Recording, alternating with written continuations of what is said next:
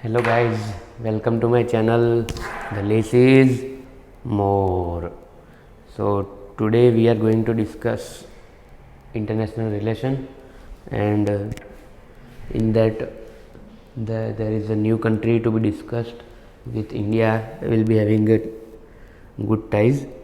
Okay, so the title of the today's editorial is A Friendship in the Making. So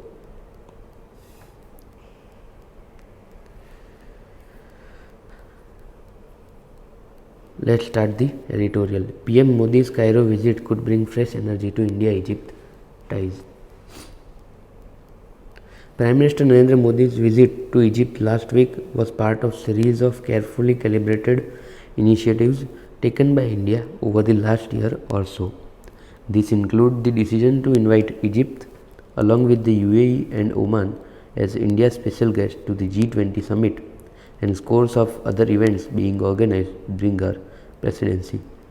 They also reflect the important groundwork done during the Cairo visits of Defence Minister Rajnath Singh in September and External Affairs Minister in October 2022.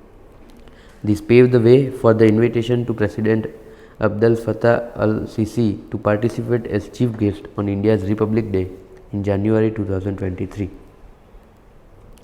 This kind of sustained engagement is vital because our bilateral ties over the last 4 decades have meandered without a clear sense of direction, despite sporadic and well-meaning attempts by either side to inject some energy and purpose. And engagement matters for both sides. For India, Egypt's population of 110 million makes it the largest country in the Arab world. Its importance enhanced by a geopolitical location astride Asia and Africa and by the presence of the Suez Canal as a crucial artery of global commerce. It has the largest standing army in the region, hosts the headquarters of the League of Arab States, and has an extensive diplomatic footprint that enables it to punch above its weight. It may not share India's position on UNSC reform, but there is a strong convergence on fighting religious extremism and terrorism. For Egypt, India is both an old friend and a new rising power, a potential source of both technology and investment, and a desirable partner in a multipolar world. The decision to confer PM Modi with the Order of Nile, Egypt's highest award, and to constitute a ministerial level India unit under the Prime Minister is a sign of intent to boost ties.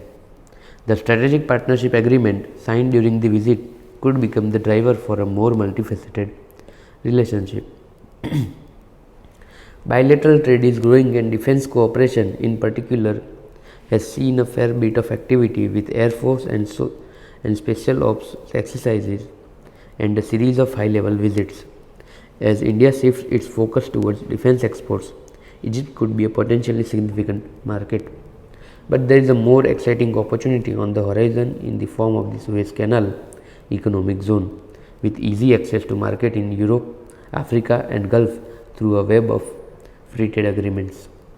Indian companies like Sanmar, the Aditya Birla Group and several others already use Egypt as a manufacturing base to feed the local market and to export their products to Europe and Turkey.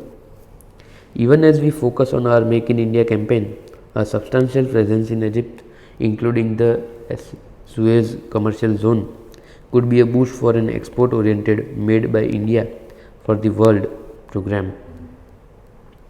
There is also a dimension that goes beyond these imperatives of geoeconomics and geopolitics. Egypt occupies a very special place in the Muslim world. So, other dimension that goes beyond geoeconomic and geopolitics. Egypt occupies very special place in the Muslim world, and Cairo's Al-Azhar University, founded during the Fatimid Caliphate in the 10th century, is widely regarded as the world's most prestigious institution for Islamic learning. It is the leading center for Islamic jurisprudence, and many of its alumni go on to become ulema in countries across Asia and Africa. Over the last decade, and especially after the demise of the short-lived Muslim Brotherhood government in 2013. Al-Azhar has played a key role in countering the half-baked theological doctrines spouted by terrorist groups like Al-Qaeda and ISIS. But Al-Azhar has also has students in regular faculties like commerce, engineering and medicine, and India has done well to establish a center for excellence in IT at the hallowed campus as part of an MOU that was signed in 2013 during my time in Egypt. The Grand Mufti of Egypt is traditionally elected by a council of senior scholars at Al-Azhar, and we have built a good relation with Sheikh Shauki Ibrahim Alam. We took the sensible initiative to host him in India as part of ICCR Distinguished Visitors program in May 2022, even after Al-Azhar had issued a mildly worded rebuke on Nupur Sharma's comments on Prophet Muhammad in March last year.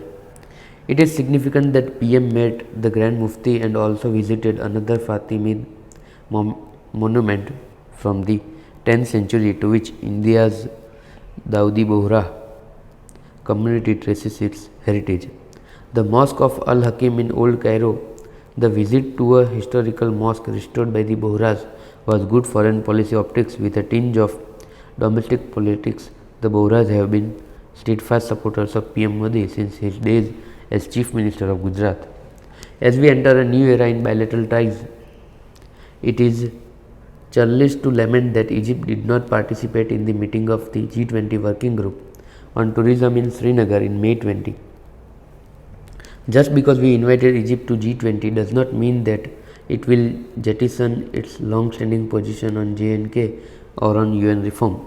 Despite the difficult economic circumstances that it is currently facing, Egypt strives to maintain a degree of autonomy in its foreign policy postures. India should understand this approach better than most. The fact that PM Modi went ahead with the visit despite the unnecessary fuse on Srinagar displays a long-term vision and maturity on our foreign policy establishment.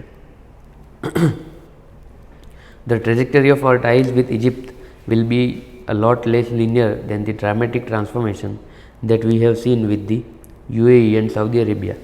Like India, Egypt is replete with contradiction. It is ancient and modern, authoritarian and argumentative, nimble and bureaucratic, friendly and opinionated. All at the same time, as India embarks on this journey, it should be prepared for the long haul. So, guys, this was for India and Egypt friendship that is intent to boost the ties. Even Egypt is also, and even Egypt did not participate in the G20 meeting of Srinagar. Still, our PM Minister has went beyond with the visit despite the unnecessary fuse on Srinagar. It displays what? That we are not focusing on these short term or the short lived some moments or the events that have some negative consequences, but we have long term vision and maturity in our foreign policy establishment. Okay.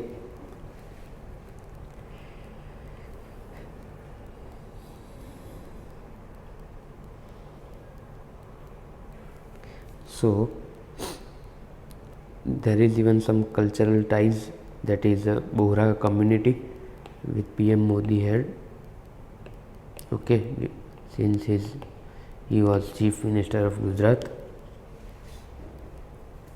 Dawoodi Bohra community. Okay, so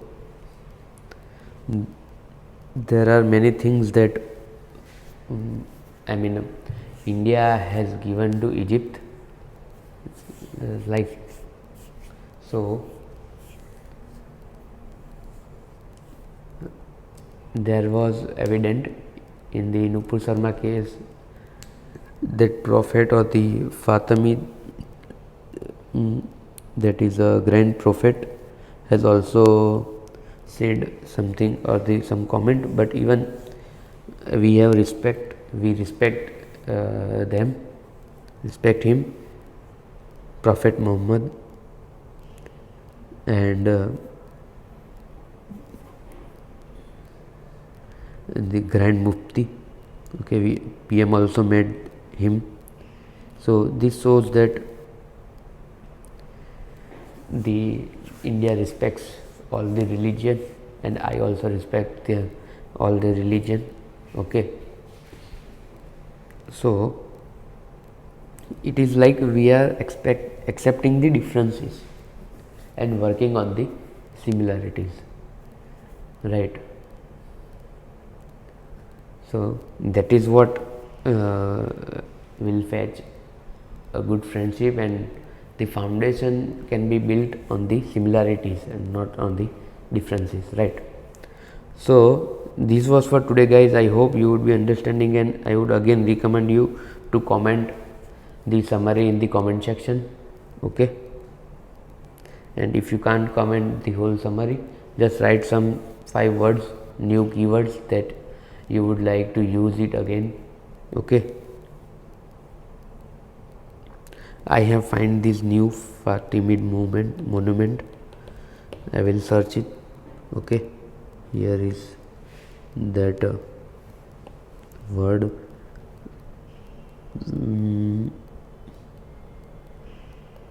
Yes,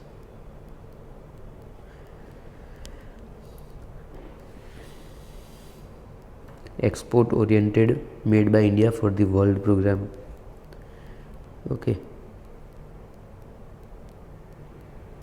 then this India embarks on this journey, it should be prepared for the long haul.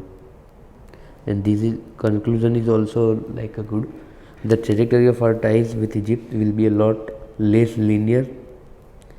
It will be a less linear than the dramatic transformation that we have seen with the UAE and Saudi Arabia. Like India, Egypt is a replete with contradiction.